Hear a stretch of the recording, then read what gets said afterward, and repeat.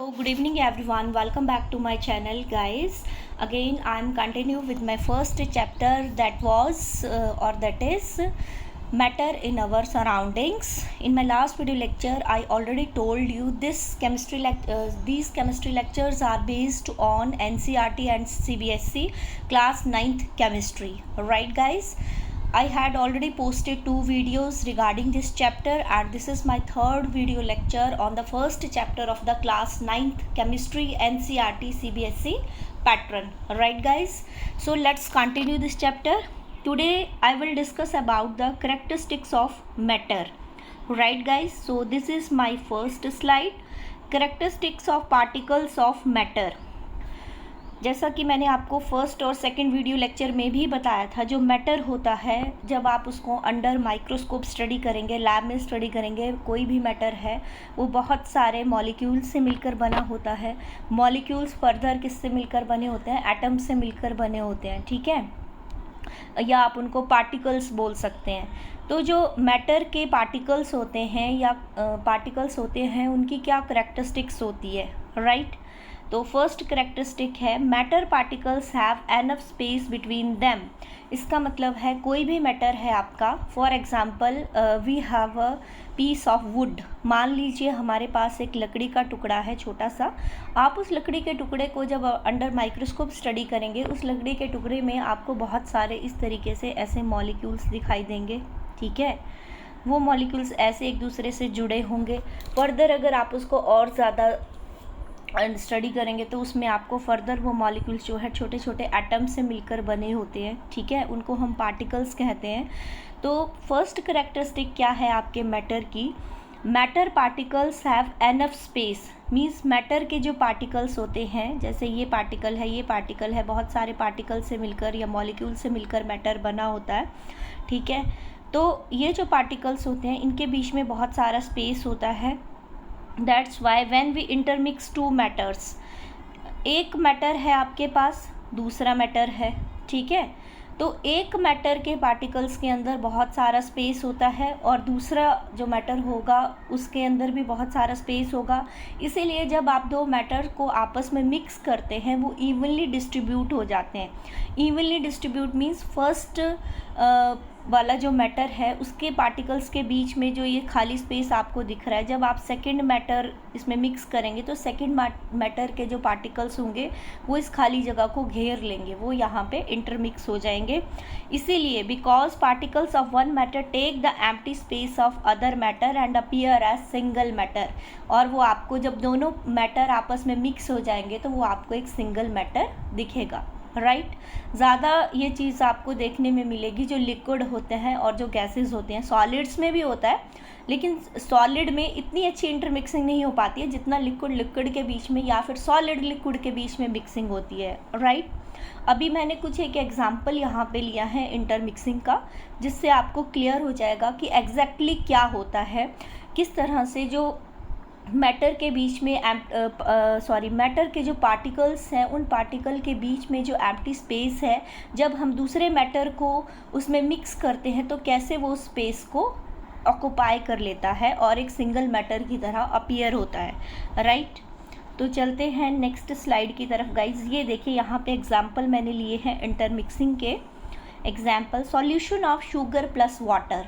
आपको पता है कि शुगर जो है वो सॉलिड है और वाटर क्या है? लिक्विड है.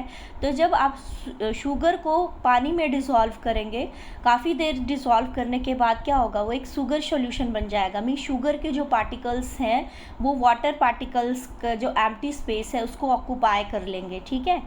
लेकिन इसमें भी गाइस थोड़ा सा ट्विस्ट है. ट्विस्ट ये है कि अगर आप ठंडे पानी में शुगर को मिक्स करेंगे तो आपको स्टर करना पड़ेगा. काफ़ी देर आप स्टर करोगे तब जाके वो डिज़ोल्व होगा. मीन्स टाइम लगेगा उसको डिज़ोल्व होने में. या फिर आपको वो पानी के अंदर शुगर डाल के 1-2 घंटे या 15-20 मिनट के लिए मीन्स आपको छोड़ना पड़ेगा ताकि वो मेल्टेड फॉर्म में आ जाए और इजीली डिज़ोल्व हो जाए. लेकिन और भी अच्छा तरीका है कि अगर आप शुगर या पानी जो आपने लिया है उसको थोड़ा हीट अप करें, गर्म पानी में डिज़ोल्व करेंगे और जल्दी डिज़ोल्व हो जाएगा. या फिर आप पानी रखें गैस पे और उसमें शुगर डालें, शुगर हल्की सी मेल्ट हो जाएगी तो जल्दी डिज़ोल्व हो जाएगी, ठीक है. अब solution of salt plus water, इसी तरह से सॉल्ट और वाटर का सॉल्यूशन है, तो जब आप इन दोनों को मिक्स कर दें तो एक सिंगल सॉल्यूशन आपके पास बन जाता है। इससे ये मीन्स चीज़ आपके सामने आती है कि जो पार्टिकल्स हैं मैटर के, अलग अलग मैटर है, जैसे सॉल्ट है, वाटर है, दोनों अलग अलग मैटर है। वाटर आपका जो है वो लिक्विड मैटर है, सॉल्ट जो है वो सॉलिड मैटर है। दोनों को मिक्स कर रहे हैं, तो इंटरमिक्सिंग किस कारण से हो रही है? वो इसलिए हो रही है क्योंकि जो मैटर के पार्टिकल्स होते हैं they have a empty space between them, that's why when we mix two matters they intermix easily, right. Now solution of Dettol plus water, जैसे डेटॉल और वाटर को आप मिक्स करेंगे, इसी तरीके से बहुत सारे सॉल्यूशंस हैं, बहुत सारे डेली लाइफ में मैटर्स हैं, चाहे वो लिक्विड है, सॉलिड है या फिर गैसेस हैं, जो आप अपनी डेली लाइफ में यूज़ करते हैं। राइट गाइस, अब तो ये फर्स्ट करैक्टरिस्टिक है मैटर की। क्लियर हो गया गाइस कि जो मैटर है उसके पार्टिकल के बीच में क्या होता है, एम्प्टी स्पेस होता है, जिस वजह से इंटरमिक्सिंग जो है वो पॉसिबल हो पाती है, राइट। नेक्स्ट करेक्टरिस्टिक क्या है? Particles of matter continuously moving due to the presence of kinetic energy. Matter के जो पार्टिकल्स है, अभी मैंने आपको बताया कि जो मैटर है जब आप उसको अंडर माइक्रोस्कोप स्टडी करेंगे उसमें आपको पार्टिकल्स दिखेंगे। वो पार्टिकल्स जो है कॉन्टिन्यू मूव करते रहते हैं, वो हमने पहले वाली स्लाइड्स में मैंने आप लोगों को एक्सप्लेन किया है। वो किस वजह से मीन्स मूव अगर करते रहते हैं, तो जब वो पार्टिकल आपके मूव करते हैं तो ड्यूरिंग मोशन जो एनर्जी उनके पास है, this energy is known as the kinetic energy. Right guys, आपने सिंपल याद रखना है, particles of the matter contain energy during motion is known as the kinetic energy। तो अगर आपको ये क्वेश्चन बनता है कि काइनेटिक एनर्जी क्या है, तो पार्टिकल जब मोशन में होते हैं उस टाइम जो उनके पास एनर्जी होती है उस एनर्जी को हम कहते हैं काइनेटिक एनर्जी। आगे वाली स्लाइड में मैंने इसकी डेफिनेशन को भी एक्सप्लेन किया है, इसको आप अच्छे से देख लीजिए गाइस। ये रहा काइनेटिक एनर्जी। मीन्स छोटी छोटी डेफिनेशंस क्वेश्चन आपको बन सकते हैं, that's why I am explaining everything here. Kinetic energy, the energy possessed by any moving object. किसी भी मूविंग ऑब्जेक्ट में, जैसा मैंने अभी आपको बताया, कोई भी ऑब्जेक्ट अगर आपका मूव कर रहा है उस टाइम जो उसके पास एनर्जी है उसको हम कहते हैं काइनेटिक एनर्जी। बस इतना आपको याद रखना है, because this is enough for this the 9th class syllabus. SI unit of kinetic energy, SI unit क्या है? जूल। ऐसे छोटे छोटे क्वेश्चन बन सकते हैं कि काइनेटिक एनर्जी की डेफिनेशन लिखी है, SI यूनिट क्या होता है, राइट। अब एक चीज़ और इम्पॉर्टेंट है, kinetic energy directly proportional to the motion of the object and also to the temperature. इसका मतलब क्या है? काइनेटिक एनर्जी जो है मोशन के डायरेक्टली प्रोपोर्शनल होती है। जैसे मान लो ये काइनेटिक एनर्जी है directly proportional to m, that means kinetic, ये जो सिंबल है आपका इसको हम कहते हैं डायरेक्टली प्रोपोर्शनल। डायरेक्टली प्रोपोर्शनल का ये मतलब है कि अगर एक चीज़ इंक्रीज़ होती है तो दूसरी चीज़ भी इंक्रीज़ होती है, या फिर आप इसको इस तरीके से रिवर्स में ले लीजिए तो ज़्यादा अच्छा आपको क्लियर होगा, m directly proportional to k। इसका मतलब ये है कि अगर आप ऑब्जेक्ट का मोशन इंक्रीज़ करेंगे तो काइनेटिक एनर्जी भी क्या होगी? इंक्रीज़ होगी। मोशन जितना स्लो होगा उस ऑब्जेक्ट की काइनेटिक एनर्जी उतनी ही कम होगी। अगर मोशन इंक्रीज़ करेंगे काइनेटिक एनर्जी भी क्या होगी? ज़्यादा होगी। राइट गाइस, डायरेक्टली प्रोपोर्शनल का यही मतलब होता है, एक चीज़ इंक्रीज़ हो रही है दूसरी चीज़ भी इंक्रीज़ होगी, एक चीज़ डिक्रीज़ हो रही है दूसरी चीज़ भी डिक्रीज़ होगी। Means they work as parallel, right guys. अब हम और एक चीज़ यहाँ पे है टेम्परेचर। सिंपल सी बात है कि अगर आप हीट करेंगे किसी चीज़ को तो जो मोशन है पार्टिकल का वो भी क्या होता है? इंक्रीज़ होता है। सिंपल, जैसा मैंने आपको बताया कि अगर आप एक ठंडे पानी के गिलास में शुगर मिक्स करेंगे तो मिक्सिंग में टाइम लगेगा, फिर अगर आप उसको हीट अप कर देंगे तो मिक्सिंग क्या हो जाएगी? जल्दी हो जाएगी, क्योंकि हीट अप करने से जो शुगर के पार्टिकल्स हैं उनकी काइनेटिक एनर्जी बढ़ जाएगी, वो फास्टली मूव करेंगे और जल्दी डिज़ोल्व हो जाएंगे, राइट। तो ये चीज़ यहाँ पे है कि जो काइनेटिक एनर्जी है that is directly proportional to the motion of the object and also to the temperature, right. अब हम यहाँ पे एक चीज़ और इम्पॉर्टेंट है, ये चीज़ें मैं आपको इसलिए बता रही हूँ गाइस क्योंकि ये आपके ये करेक्टरिस्टिक्स से जुड़ी छोटी छोटी डेफिनेशंस हैं जो आपको आ सकती हैं। जैसा कि मैंने एक्सप्लेन किया आपको काइनेटिक एनर्जी के बारे में, वैसे ही एक डेफिनेशन है diffusion, movement of molecules from higher concentration to lower concentration is known as diffusion. जब आपके मॉलिक्यूल्स जो हैं हायर कंसंट्रेशन से लोअर कंसंट्रेशन की तरफ जाते हैं उनको हम कहते हैं डिफ्यूज़न। इसका एग्जाम्पल मैंने यहाँ पे लिया है शुगर प्लस वाटर। मान लीजिए आपको पता ही है जैसे शुगर है, शुगर क्या है हमारे पास, सॉल्यूट है, वाटर क्या है, सॉल्वेंट है। तो जब हम शुगर को पानी में, मान लीजिए ठंडे पानी के गिलास में हम डिज़ोल्व कर रहे हैं, तो हम क्या करते हैं, शुगर मेल्ट होना स्टार्ट होती है, ना कि पानी आपका डिज़ोल्व होना स्टार्ट होगा। क्या डिज़ोल्व होना स्टार्ट होगा, शुगर। आप शुगर को स्टर कीजिए, कॉन्टिन्यूसली स्टर कीजिए, कुछ टाइम के बाद शुगर जो है वो पानी में मिक्स होना स्टार्ट हो जाएगी। यानी कि शुगर की कंसंट्रेशन हाई है क्योंकि शुगर जो है वो आपका सॉलिड फॉर्म में है, वाटर क्या है आपका लिक्विड फॉर्म में है। कंसंट्रेशन मतलब जो ज़्यादा, हम ये बोल सकते हैं कि जो ज़्यादा घना सॉल्यूशन होता है, जो ज़्यादा थिक सॉल्यूशन होता है, वो हाई कंसंट्रेशन उसकी मानी जाती है। तो जब high concentration means thick solution जो है वो डाइल्यूट सॉल्यूशन में डिज़ोल्व होना शुरू होता है, उसको हम कहते हैं डिफ्यूज़न। इसका बेस्ट एग्जाम्पल मैंने यहाँ पे, अगर आपको ऑटोमेटिक डिफ्यूज़न नोट करना है, उसका बेस्ट एग्जाम्पल है डिस्प्रिन की टैबलेट। डिस्प्रिन टैबलेट सभी ने सुनी होगी। डिस्प्रिन टैबलेट होती है सर दर्द के लिए, सभी को पता है 15 मिनट में, जितने भी मिनट में, 10 मिनट में सर दर्द गायब। You know very well. Disprin की टैबलेट को आप पानी के गिलास में छोड़ दीजिए, डोंट स्टर देम। उसको स्टर करने की भी ज़रूरत नहीं है, हिलाने की भी ज़रूरत नहीं है, जस्ट आप उसको एकदम से छोड़ दीजिए पानी, वो अपने आप ही डिफ्यूज़ होना स्टार्ट होती है, एकदम से ऐसे घुल जाएगी बिल्कुल पानी में।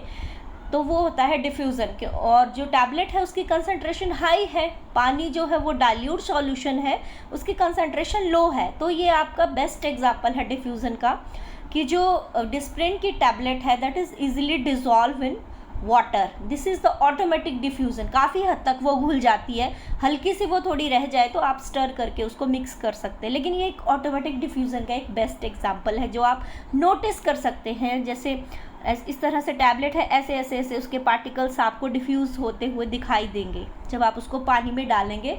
You can do this experiment at your home. Now no, diffusion is directly proportional to heat. लेकिन जो डिफ्यूज़न है वो किसके डायरेक्टली प्रोपोर्शनल है, हीट के। जैसा कि मैंने आपको पहले भी बताया एग्जांपल में कि अगर आप एक ठंडे पानी के गिलास में शुगर को मिक्स करेंगे, उसको मिक्स होने में टाइम लगेगा, लेकिन अगर आप उसको हीट अप कर देंगे, जैसे पानी रखा है आपने पैन में, उसको उसमें शुगर डालिए, हीट अप कीजिए, वो तुरंत डिज़ोल्व हो जाएगी, क्योंकि हीट जो है, टेम्परेचर जो है वो डिफ्यूज़न के डायरेक्टली प्रोपोर्शनल है। मीन्स डिफ्यूज़न फास्ट हो जाता है जब आप उस सॉल्यूशन को क्या करते हैं, हीट अप करते हैं। तो ये चीज़ आपने याद रखनी है कि diffusion is directly proportional to the heat, right. So this is the diffusion. Diffusion बहुत सारी चीज़ों में आप जो है अपनी लाइफ में बहुत सारे एग्जाम्पल हैं, आप एक्सपेरिमेंट कर सकते हैं, राइट। लेकिन टैबलेट वाला ज़रूर कीजिए, ये बहुत ईजी एक्सपेरिमेंट है, राइट। हर एक टैबलेट इतनी जल्दी डिज़ोल्व नहीं होती है गाइस जितनी डिस्प्रिन वाली है, बिकॉज बहुत सारी टैबलेट्स वैसे डिज़ोल्व होती हैं, ऐसा नहीं है कि हर, लेकिन वो आपको डिफ्यूज़न इतना फास्ट दिखेगा नहीं जितना डिस्प्रिन टैबलेट का आपको दिखता है, राइट। तो वो आप ट्राई कर सकते हैं। एनीवे, चलते हैं नेक्स्ट स्लाइड की तरफ। नेक्स्ट जो करैक्टरिस्टिक है आपका, particles of matter attract each other. जितने भी मैटर के पार्टिकल्स हैं वो एक दूसरे को अट्रैक्ट करते हैं। सिंपल सी बात है, अगर वो एक दूसरे को अट्रैक्ट नहीं करेंगे तो मैटर क्या हो जाएगा, बिखर जाएगा। तो जितने भी पार्टिकल्स से मिलकर आपका मैटर बना होता है वो एक दूसरे से एक फोर्स से जुड़े होते हैं, उसको हम बोलते हैं इंटरमॉलिक्यूलर फोर्स, राइट। उस फोर्स के कारण ही पार्टिकल्स आपस में जुड़े होंगे। पार्टिकल आपस में जुड़े हैं तो मैटर आपका स्टेबल रहेगा। अगर पार्टिकल ही टूट जाएंगे तो मैटर ही बिखर के टूट जाएगा, right. When we see any matter under microscope, जब भी हम किसी भी मैटर को अंडर माइक्रोस्कोप स्टडी करेंगे, we can observe matter is made up of atoms, atom joined together form molecule। जैसा कि मैंने आपको बताया, जो आपके मैटर है वो एटम से मिलकर बना होता है, एटम फर्दर ज्वाइन होंगे, क्या बनेगा guys? Molecules. Molecules form together form matter. यहाँ पे नेक्स्ट स्लाइड में मैंने एक पिक्टोरियल रिप्रेजेंटेशन आप लोगों के लिए ली है, जिसमें आपको ये चीज़ क्लियर हो जाएगी गाइस। ये रहा particle arrangement in phases of matter. वैसे तो मैटर की बहुत सारी फेजेस होती हैं, लेकिन 3 जो मेन होती हैं, सॉलिड, लिक्विड एंड गैसेस, उसमें पार्टिकल किस तरह से आपस में इंटरमॉलिक्यूलर फोर्स के द्वारा जुड़े होते हैं, वो इस पिक्टोरियल रिप्रेजेंटेशन में I am showing you. Solids में क्या होता है? ये जो मॉलिक्यूल्स हैं आपके, ये टाइटली पैक्ड होते हैं। Particles are packed tightly together in a fixed arrangement. Solids में क्या होता है? जितने भी पार्टिकल्स हैं आपके मैटर के, वो टाइटली एक दूसरे के साथ पैक होते हैं, एक फिक्स अरेंजमेंट है यहाँ पे। Particles can vibrate but not move. Solid के जो पार्टिकल्स हैं वो एक वाइब्रेशन उसमें होगी, लेकिन वो मूव नहीं कर पाएंगे। क्यों? क्योंकि वो टाइटली पैक्ड होते हैं फिक्स्ड अरेंजमेंट में, उनके लिए मूवमेंट के लिए जगह ही नहीं है, राइट। नेक्स्ट है liquids. Particles are close together. यहाँ पे देखिए लिक्विड में मॉलिक्यूल्स जो पार्टिकल्स हैं आपके, वो बिखरे हुए हैं, क्लोज है लेकिन बिखरे हैं। Close together with no distinct arrangement, लेकिन एक डिस्टिंक्ट अरेंजमेंट में नहीं है। Particles can move and slide around each other. Particle जो है हल्का सा मूव कर सकते हैं, एक दूसरे के ऊपर स्लाइड कर सकते हैं, लेकिन क्या होगा इसमें? फ्रीली मूव नहीं कर पाते हैं लिक्विड में, राइट। लेकिन सॉलिड के कंपैरिजन में इसमें स्लाइडिंग और मूवमेंट अलाउड है, जबकि सॉलिड पार्टिकल में खाली वाइब्रेशन ही अलाउड है। अब हम बात करते हैं गैसेस की। Particles are free floating with no distinct arrangement. Gases में आपको पता ही है, फ्री फ्लोटिंग मीन्स ईजिली वो फ्लोटिंग मीन्स तैर सकते हैं, ईजिली वो आराम से फ्लोट कर रहे, तैर रहे हैं। डिस्टिंक्ट अरेंजमेंट, कोई पर्टिकुलर अरेंजमेंट नहीं है, no distinct arrangement. Particles move and collide with each other. Particle move भी कर रहे हैं और कोलाइड भी कर रहे हैं। कोलाइड मीन्स एक दूसरे से टकरा रहे हैं, फिर वापस अपनी जगह पे जा रहे हैं, या वापस किसी और जगह पे मूव कर रहे हैं, फिर टकरा रहे हैं, मूव कर रहे हैं। तो ये गैसेस में होता है, राइट। तो इस पिक्टोरियल रिप्रेजेंटेशन से आपको शो हो गया होगा कि जो पार्टिकल्स हैं वो किस तरीके से सॉलिड्स में अरेंज होते हैं, किस तरीके से लिक्विड्स में अरेंज होते हैं, और किस तरीके से गैसेस में अरेंज होते हैं, right guys. So this is all about for today's lecture. In this video lecture today I am discussed a characteristics of matter, right. Characteristics मैंने आप लोगों के साथ डिस्कस की हैं। 3 characteristics मैंने आप लोगों को बताई हैं। एक इंटरमिक्सिंग वाली बताई है, और एक ये पार्टिकल अरेंजमेंट वाला, मूवमेंट वाला, ये मैंने आप लोगों के साथ डिस्कस किया है। और छोटी छोटी डेफिनेशंस जैसे डिफ्यूज़न, काइनेटिक एनर्जी, उनके एसआई यूनिट्स, ये सारी चीज़ें, इनसे बहुत सारे क्वेश्चंस आपको बनेंगे। जैसे डिफ्यूज़न क्या है, फिर काइनेटिक एनर्जी क्या है, ठीक है। इसी में से क्वेश्चन है कि इसी में से 2-3 क्वेश्चन बन जाएंगे। जैसे सॉलिड्स में अरेंजमेंट कैसा होता है, तो आप लिख सकते हो कि टाइटली पैक्ड होता है, लेकिन वो क्या मॉलिक्यूल्स वाइब्रेट होते हैं, या ऐसा ऑप्शन आ सकता है सॉलिड्स में जो मॉलिक्यूल्स होते हैं या पार्टिकल्स होते हैं मैटर के, वो वाइब्रेट करते हैं, कोलाइड करते हैं, या फिर स्लाइड करते हैं, राइट। तो इस चीज़ को ध्यान से देखिए। अगर आपको कोई दिक्कत है तो please comment me on the comment section of my YouTube channel, and please like, share and subscribe my channel, and don't forget to hit the bell icon for more video notifications. तब तक के लिए guys thank you so much. मिलते हैं next video में with my new video lecture regarding this chapter. ये chapter अभी चलेगा काफ़ी ज़्यादा, अभी बड़ा चैप्टर है, तो इसमें से मैं आप लोगों के लिए क्वेश्चंस भी लेके आऊँगी। जब चैप्टर कंप्लीट होगा तो हम एक क्वेश्चन सेशन करेंगे, जिसमें आपको ये क्लैरिफाई होगा कि किस टाइप के क्वेश्चन जो है वो एग्ज़ाम में आ सकते हैं। Right guys, thank you so much guys, take care, bye bye.